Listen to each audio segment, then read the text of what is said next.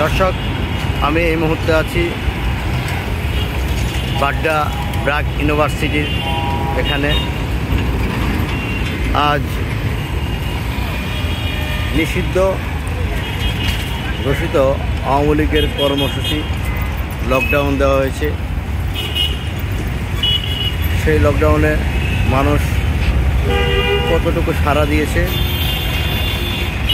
তার বাস্তব চিত্র হয়েছে।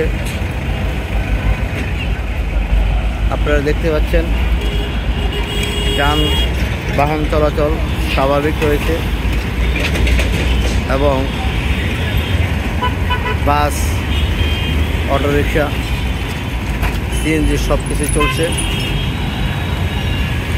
সকালের দিকে একটু ফাঁকা ছিল, এখন স্বাভাবিক হয়েছে।